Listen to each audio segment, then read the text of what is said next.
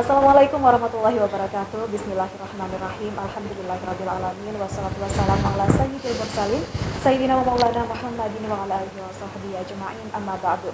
Pemirsa setia TV 9 Nusantara dimanapun Anda berada, semoga senantiasa dalam keadaan sehat walafiat dan juga dalam rahmat Allah Subhanahu wa taala. Senang sekali saya Nata Sofa pada sore hari ini dapat menjumpai Anda dalam program Kiswah Interaktif. Sebuah sajian program yang insya Allah senantiasa menambah khazanah pengetahuan keagamaan kita. Dan pemirsa, jika kita berbicara tentang organisasi Islam terbesar di dunia yaitu Nahdlatul Ulama atau NU. NU sudah mencapai usianya yang ke 100 tahun. Sebentar lagi kita akan memperingati 1 abad berdirinya NU ini. Berbagai perayaan digelar, di mana puncak dari Harlah NU yang ke-100 tahun ini akan dilaksanakan pada 7 Februari 2023 nanti insya Allah di Gor Delta Sidoarjo. Intinya, kiprah NU ini sudah 100 tahun pemirsa, sangat luar biasa. Kiprah ini tidak hanya meliputi persoalan keagamaan, namun juga persoalan kebangsaan, pendidikan, sosial, budaya, dan juga dakwah Islam. NU yang dinilai memiliki karakteristik dakwah tradisional sudah bertransformasi mewarnai era digital. Tentu ada tantangan tersendiri dalam mengupayakan hal tersebut. Dan pada sore hari ini kita akan membahas pembahasan kita yang sangat luar biasa, yaitu media NU dan kedaulatan informasi Jam'iyah di era baru. Tentu sudah hadir narasumber yang sangat luar biasa. Beliau adalah Kiai Haji Mustafa Helmi, pemimpin redaksi majalah Risalah NU dan juga penulis buku. Ada banyak sekali karyanya, salah satunya adalah buku Peran Media Santri. Mungkin kita sapa terlebih dahulu. Assalamualaikum Pak Yai. Waalaikumsalam. Waalaikumsalam. Pak Yai ini sangat luar biasa ya. 47 tahun berkiprah di media yang berbasis keislaman. Dan Pak Yai kalau kita umum. Dan kalau kita melihat ya Pak Yai, NU ini berdiri pada tanggal 1926. Pada tanggal 1927 NU mendirikan Suara Nahdlatul Ulama. 1928 mendirikan majalah Utusan Nahdlatul Ulama. Intinya NU ini peduli terhadap media. Kenapa NU peduli akan hal itu Pak Yai? Ya. Assalamualaikum warahmatullahi wabarakatuh. Waalaikumsalam warahmatullahi wabarakatuh. Alhamdulillah wassalatu wassalaman ala khairu khalqillah wa ala alihi washabihi wa wala amma ba'du.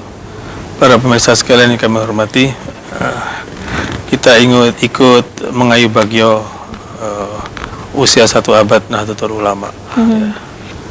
Yang akan diselenggarakan nanti pada 7 Februari. Betul. Bersamaan dengan tanggal 16 Rajab 1444 ya. Karena NU dilahirkan pada 16 Rajab 1344 yang bersamaan dengan 31 Januari 1926 ya. Sesuai dengan amanah Muktamar NU yang ke-32 di Makassar. Penyelenggaraan 1 abad Nahdlatul Ulama dimohon atau diputuskan untuk dirayakan berdasarkan hitungan Hijriah. Berdasarkan hitungan Hijriah. Jadi artinya pada nanti 7 Februari ini adalah jatuh pada 16 bulan Rajab 1444 Hijriah. Ya, intinya sudah 100 tahun dalam hitungan Hijriah. Ya. Baik. Kalau hitungan Masehinya kan nanti pada 2026. Belum sampai. Ya. Masih 3 tahun lagi ya. Para pemirsa sekalian, yang patut kita syukuri sebenarnya terkait dengan salah satu karya dari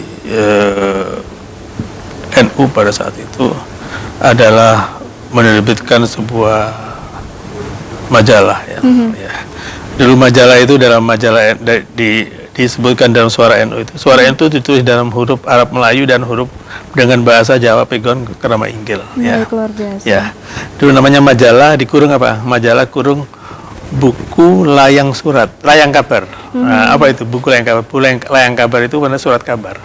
Layang itu surat, kabar. Nah, buku layang khobar jadi layang kabar. Dalam huruf pegon ya Pak ya? Huruf pegon. Baik, huruf pegon ya. Waktu itu Ya, pemimpin redaksinya tidak disebutkan secara eksplisit redaksi, tapi pengelola itu pada itu ada 3 orang. Satu Kiai Haji Abdul Wahab Hasbullah, ya. Waktu itu sebagai Khatib Am Nahdlatul Ulama. Kemudian Kiai Muhammad Dahlan Ahyad. Kiai Muhammad Dahlan Ahyad itu waktu itu sebagai Wakil Rais Akbar kalau tidak salah, ya. Ini kelompok daerah Kertopaten itu.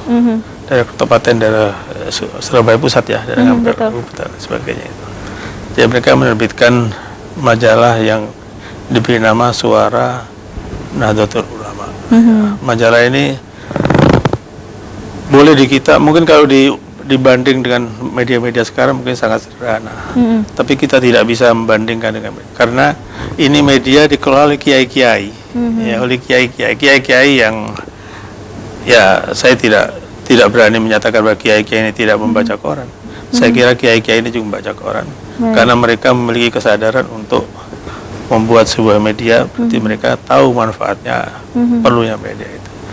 Barangkali kita bisa menebak atau menduga kalau saja para kiai-kiai tidak membuat media sejak setahun pada Muktamar NU pertama tahun 1927 atau 1445, ya, dan memperkenalkan lambang NU melalui media itu, mungkin NU barangkali bisa saja tidak sampai umur 1 abad, ya kan?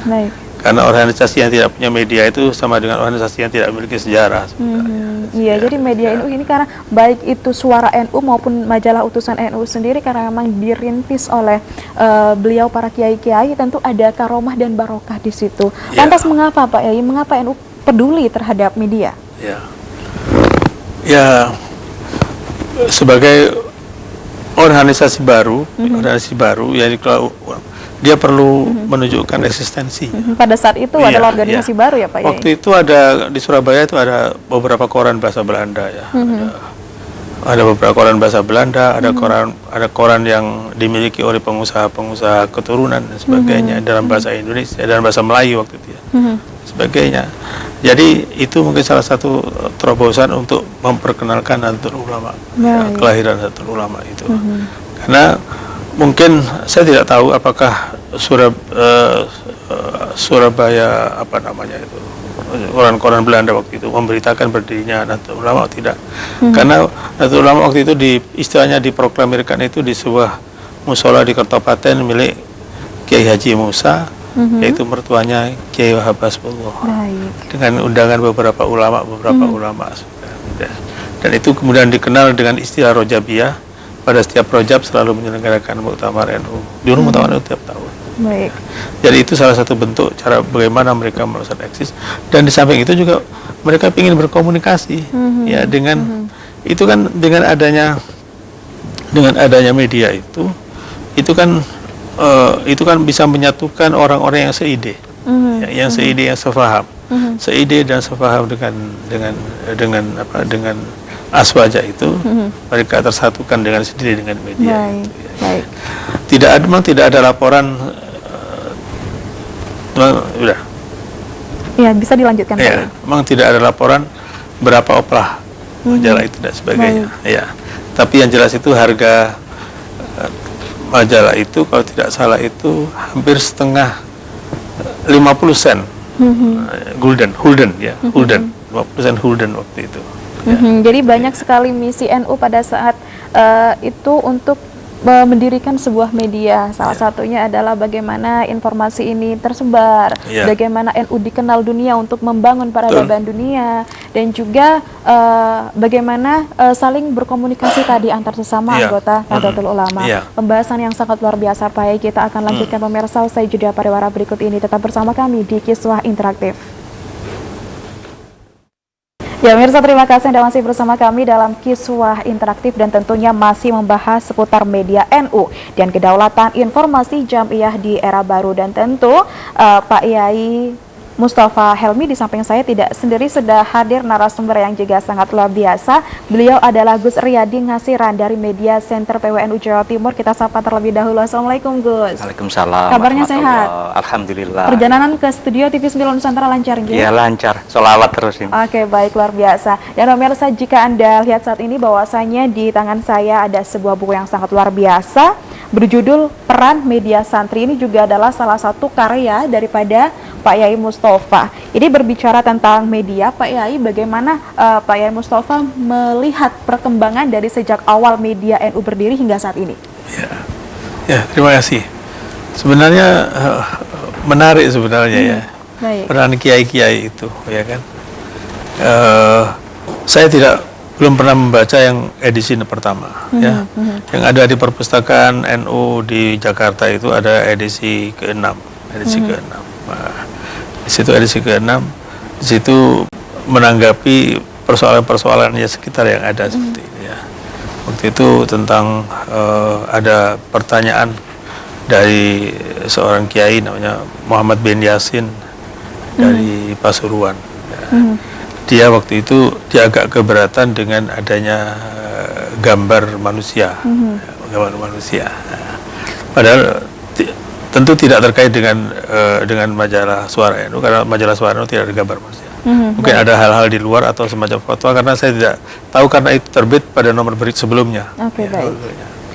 Bahas itu, terus kemudian dijawab panjang lebar.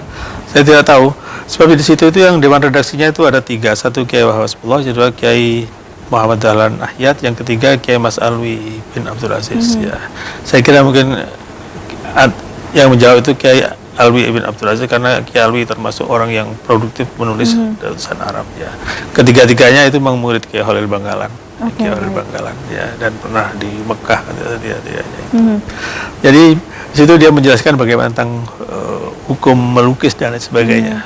Bagaimana hukum memotret dan sebagainya. Disebutkan di situ bahwa memotret itu berbeda dengan orang yang melukis. Ya. Melukis itu ada pandangan-pandangan yang mengharamkan dan sebagainya, tergantung pada objek yang dilukisnya.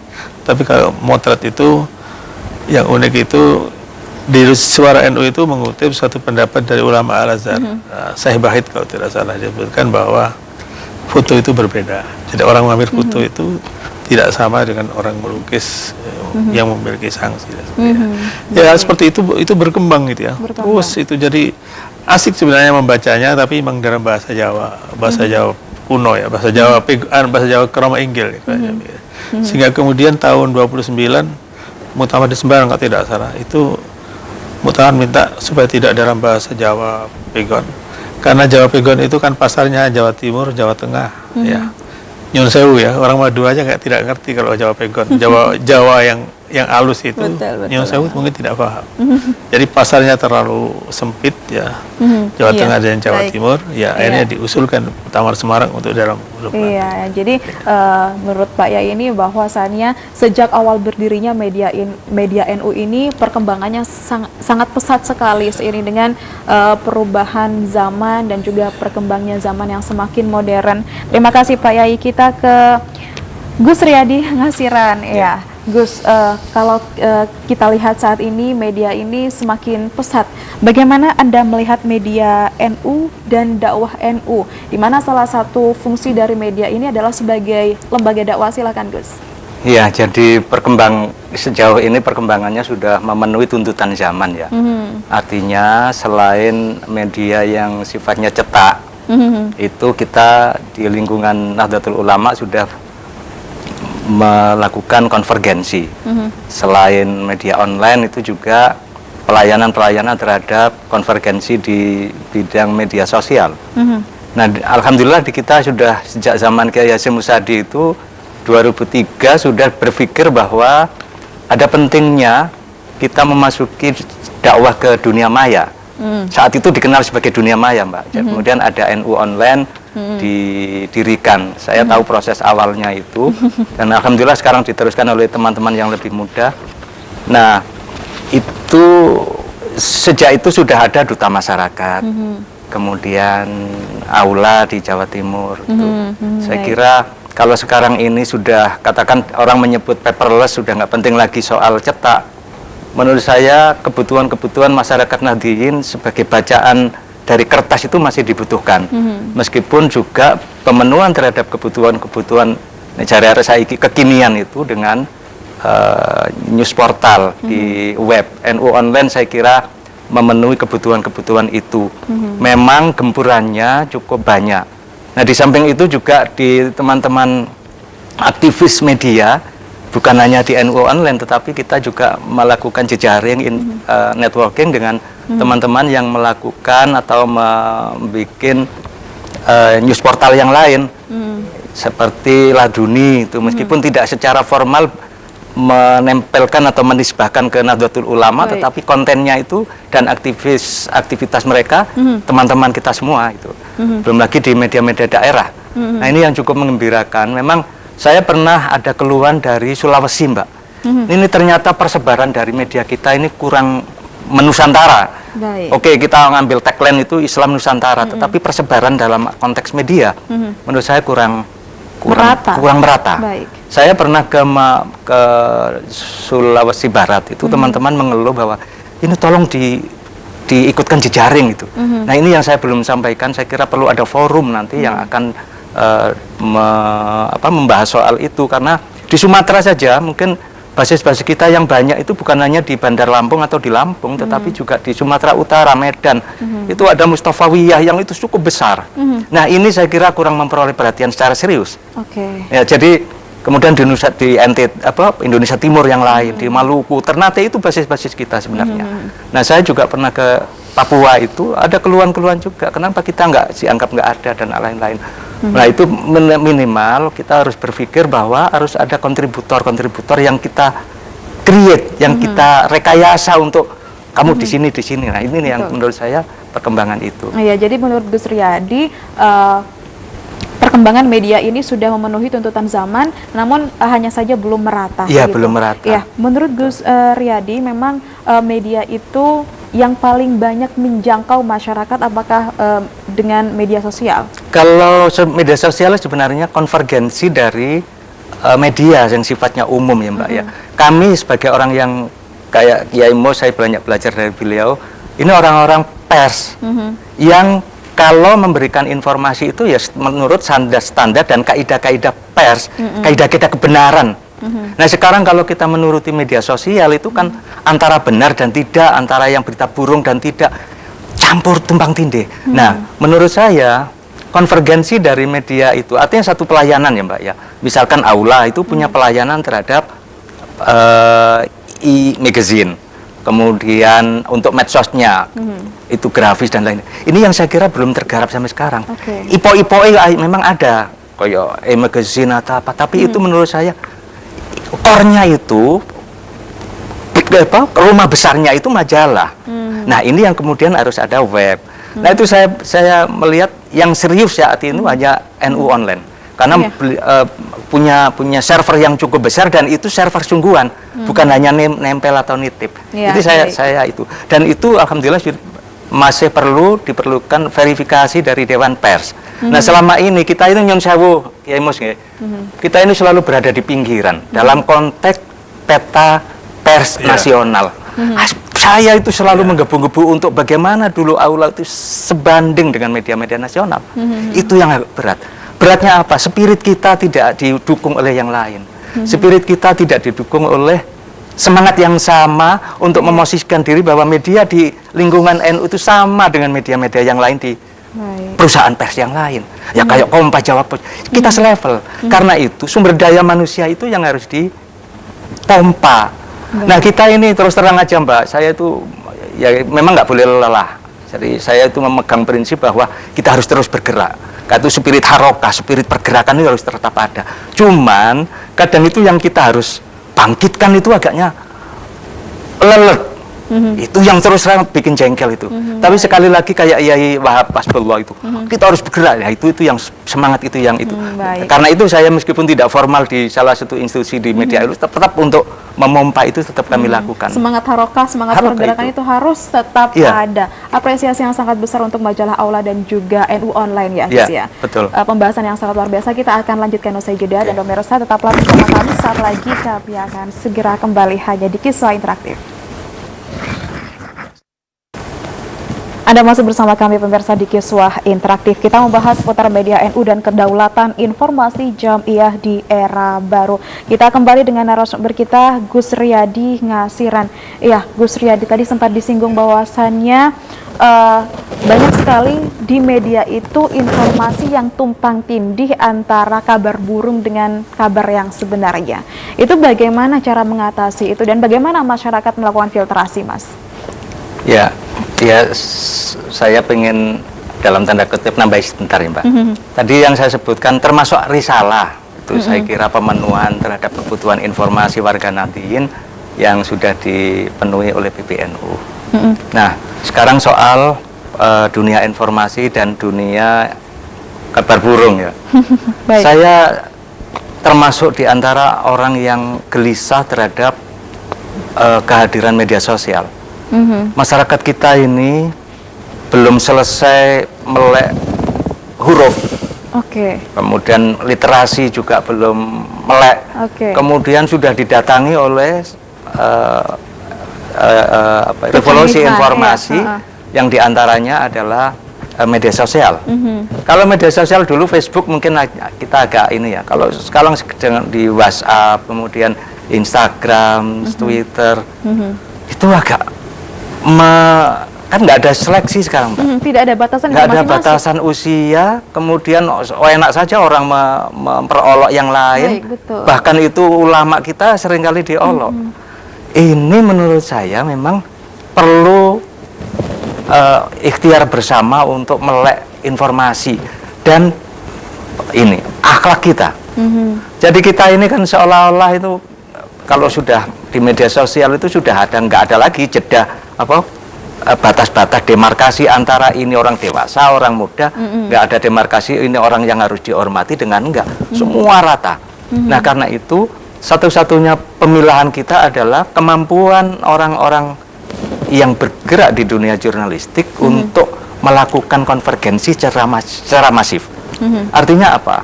Sebagai counter isu bahwa sekarang ini harus kita perbanyak untuk mengisi di dunia media sosial, baik itu informasi-informasi yang sifatnya infografis, dan ini yang sebenarnya lebih cepat, kemudian melakukan link-link di media sosial itu terhadap web news portal yang sesungguhnya, link informasi yang sesungguhnya. Oh ini kalau diklik bisa masuk ke misalkan ke NU online, ke risalah online, misalkan gitu. Itu yang menurut saya untuk memancing dan untuk perang itu loh. Kalau kita perang itu akeh-akehan akeh sing dhisik. Akeh yang busuk atau yang bukan. Nah itu. Kalau saya yang bilang yang busuk itu yang tadi yang tidak terverifikasi. Orang-orang biasa itu kan dengar sekali aja dianggap sebagai sebuah kebenaran.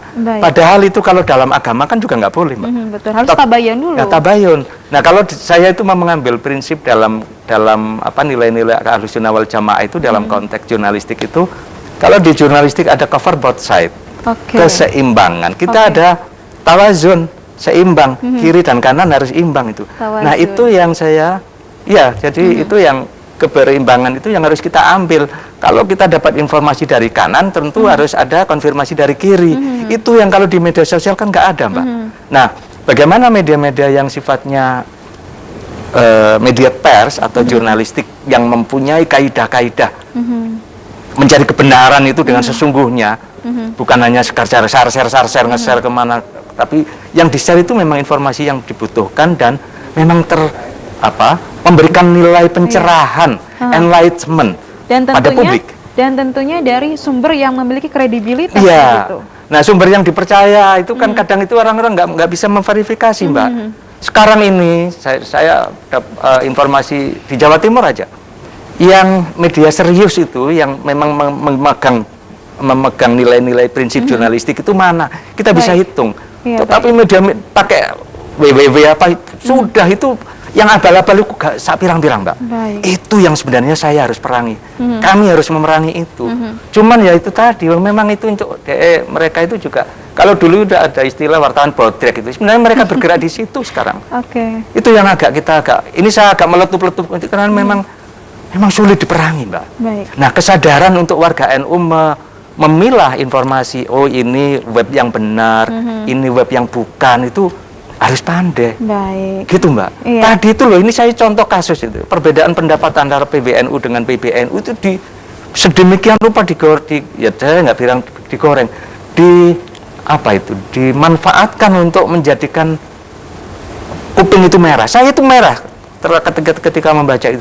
Tapi yang nge-share itu juga teman-teman kita sendiri. Baik. Gitu loh, Mbak. Jadi kesadaran itu bagaimana informasi yang dibutuhkan sesungguhnya oleh warga NU dengan bagaimana informasi yang menyenangkan orang lain. Oke. Itu dia kurang sadar. Itu aktivis NU yang nge-share itu. Bagaimana ini?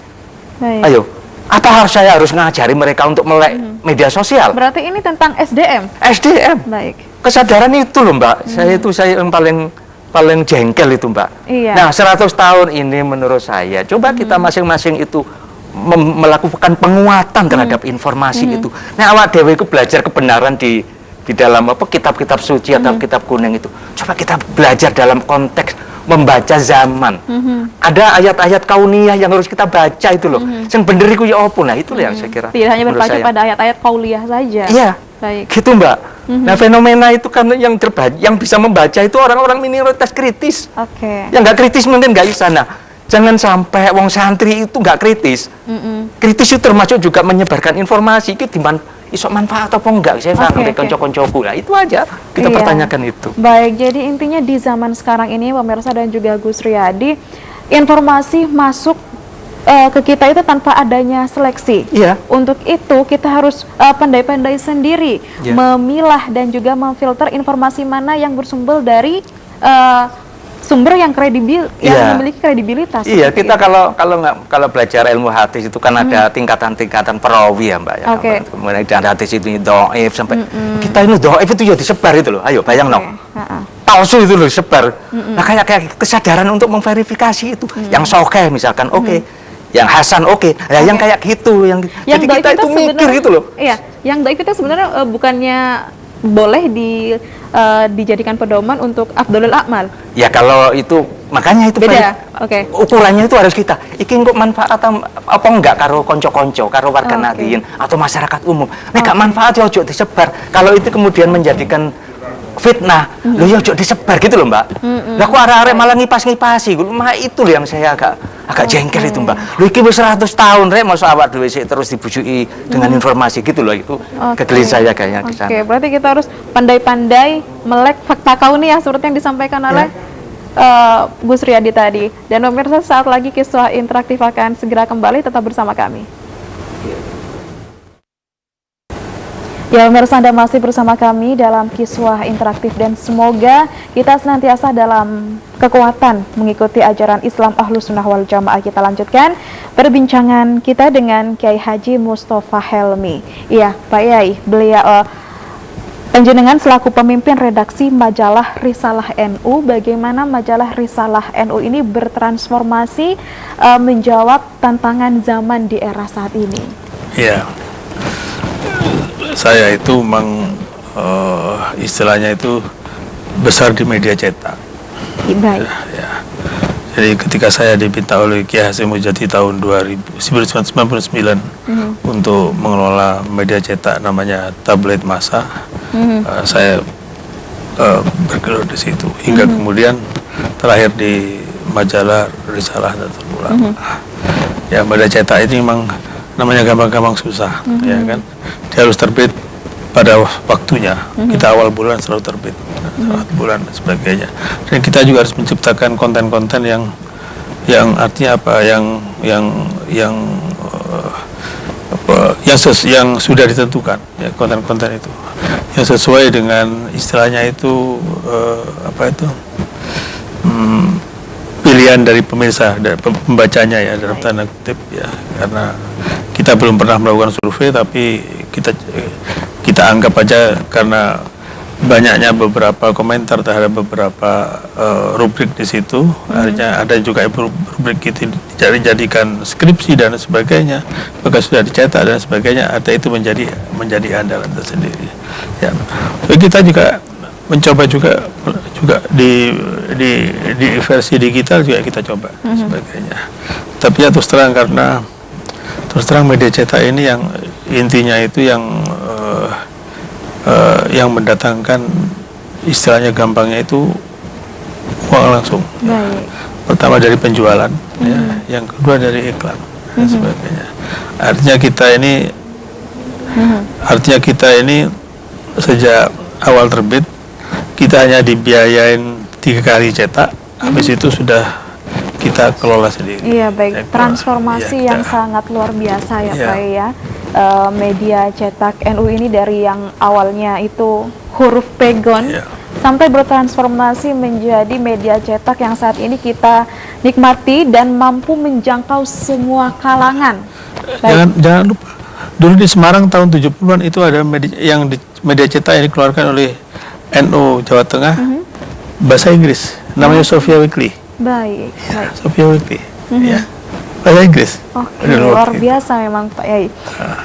Mungkin kita ke Gus Riyadi. Gus Riyadi, ini NU sudah mau masuk abad kedua ini Pak Yai.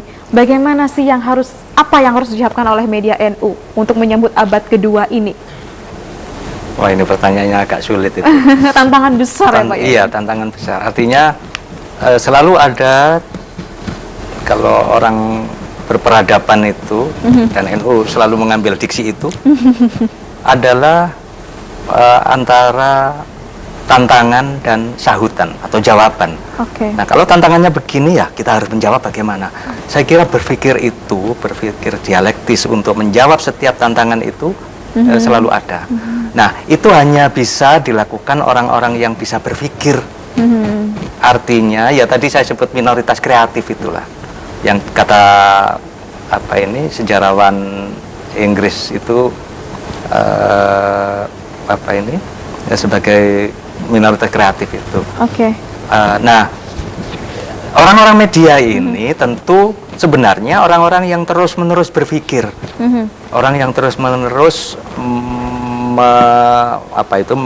membaca fenomena sosial, fenomena masyarakat. Nah, itu yang sebenarnya nggak bisa dilepaskan dari bagaimana kita membaca ayat-ayat kauniyah itu. Nah, ketika orang sudah pandai membaca tanda-tanda zaman atau ayat-ayat kauniyah itu, saya kira nanti akan bisa merespon. Nah, sekarang kebutuhannya media yang dibutuhkan oleh publik atau masyarakat umum ya media-media yang sifatnya digital. Nah, kesadaran ke digital ini kalau di Jawa Timur sudah menjadi bagian dari pancaharokah. Jadi lima gerakan itu termasuk diantaranya adalah kesadaran media digital. Nah, ini yang tinggal nanti kita merumuskan. Sebenarnya kita sedang merumuskan untuk bagaimana formula ini yang tepat. Nah, nanti kita akan berpikir bersama dengan, saya kira, dengan para muassis dunia pers kita, termasuk Kiai Mustafa Helmi ya, saya kira. Karena saya banyak belajar dari tulisan-tulisan beliau sejak beliau masih di Tempo ya, kemudian editor itu agak lama gitu Mbak. Dan itu saya file-file itu saya tetap simpan itu. Nah, karena itu, nah ini yang penting menurut saya Mbak, adalah kesadaran untuk mendokumentasikan informasi apapun tentang NU. Nah, kesadaran untuk mendokumentasikan ini hanya, kalau sekarang kan tidak hanya dicetak, tetapi juga di digital. Nah, jejak digital itu bagaimana menyimpannya, server itu saya kira yang paling utama. Nah, saya kira itu yang dibutuhkan untuk saat ini, sehingga kalau digital yang media abal-abal itu Mbak, saya kasih informasi, hostingnya, domainnya habis, hilang Mbak. Saya kira itu pemenuhan pemikiran Kiai Hasyim Muzadi nggak boleh kita lupakan ketika NU online kemudian bikin risalah itu. Itu yang saya kira pikiran yang visioner Mbak. Terima kasih Gus Riyadi Ngasiran dari Media Center PWNU Jawa Timur, dan juga kami ucapkan terima kasih juga kepada Pak Yai Mustafa Helmi, pemimpin redaksi majalah Risalah NU, sudah hadir atas kesediaannya dan juga waktu yang sudah diberikan untuk hadir di studio kami. Dan pemirsa, intinya kita sebagai warga Nahdien harus senantiasa memperbaiki SDM yang kita miliki agar kita senantiasa mampu membangun peradaban dunia yang sesungguhnya. Demikian kiswah interaktif di episode kali ini. Saya Niatus Sofa beserta segenap sahabat kerja yang bertugas pamit undur diri. Wallahul muwaffiq ila aqwamit thoriq. Wassalamualaikum warahmatullahi wabarakatuh. Salam.